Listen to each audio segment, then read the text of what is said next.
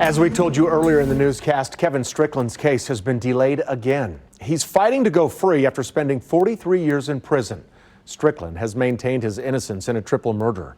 He was largely convicted based on eyewitness testimony. Prosecutors now say the eyewitness later had doubts and tried to help Strickland before her death. KCTV5 investigative reporter Angie Roccono takes a closer look at eyewitness testimony, how reliable it is, and what departments are doing to change things.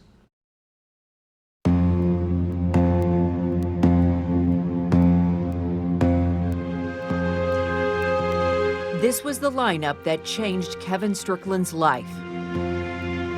He was just 18. The woman viewing this lineup had been shot but survived. The three other people inside the house were killed. Decades later, we're learning she had doubts and even sent an email to the Midwest Innocence Project. I am seeking info on how to help someone that was wrongfully accused.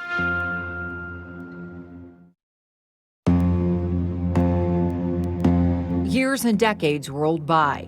Kevin Strickland tells his story from a wheelchair in prison. It's a great deal of pain in here of knowing what I done missed out on with my opportunities in life and, family. And I'm trying to pick my words because I don't want to offend anybody, but I'm hurt. I'm really hurt. When a crime happens, everyone's trying to solve it, right? The investigators, everyone. Trisha Rojo Bushnell is the executive director of the Midwest Innocence Project. I think there's a common conception that we now know is a misconception that if someone sees a crime, they would be able to identify the person who committed it. Decades of research show eyewitnesses mean well, but trauma affects memory. It means survivors and witnesses may focus on the gun, not a face. And the pressure they feel to help solve a case can lead to terrible mistakes. There's a tremendous amount of pressure put on victims and witnesses to solve this crime, and they feel that. In the last 9 out of 10 Missouri cases where DNA proved a prisoner was innocent, eyewitness testimony was part of the wrongful conviction.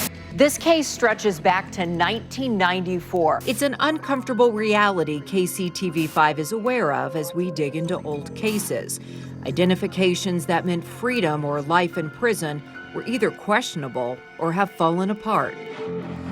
Lamar Johnson has been the focus of numerous reports. And I just kept saying, I didn't do it, this is where I was. Johnson is convicted of murdering a friend.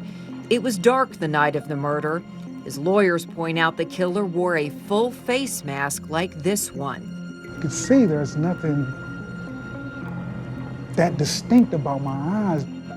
But Johnson learned witnesses are compelling in court. The current prosecutor took a look at his case and believes he's innocent. The real gunmen agree Lamar Johnson was not there that night.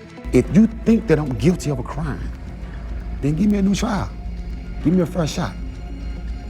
I deserve that. Chris Dunn is serving life plus 40.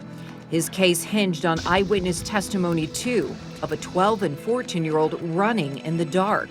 Both have recanted and admitted they lied. Here's the affidavit of the 12-year-old who's now an adult.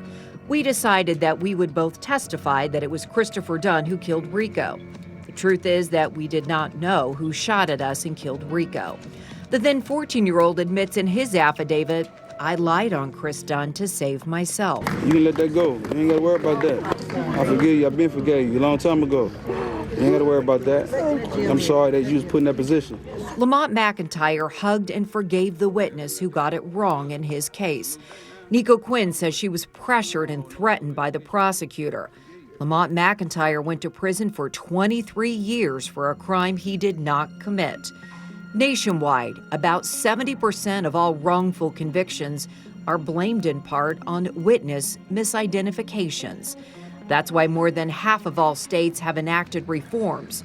This includes Kansas, but not Missouri. Here's a look at the reforms innocence projects and defense attorneys have advocated for.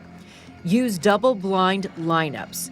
That means the person giving the lineup doesn't know the suspect either. That way, there's no concern that hints or pressure is a part of the selection. There should be clear instructions that relieve the pressure. Let the eyewitness know the suspect may not be in the pictures and that no matter what they select or don't select, the investigation will continue. Police should use better fillers and lineups, whether they are in person or with photos. This means the alternate choices should closely resemble the suspect. The eyewitness should give a confident statement at that time regarding how confident they are in their selection. And you document the lineup, ideally with a video camera, which ensures the above steps take place. We know it's going to make a difference. I mean, it would have made a difference for Kevin Strickland. Missouri hasn't implemented reforms, but the Kansas City, Missouri Police Department has.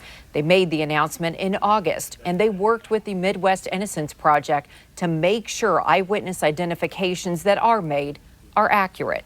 Angie Racono, KCTV5 News.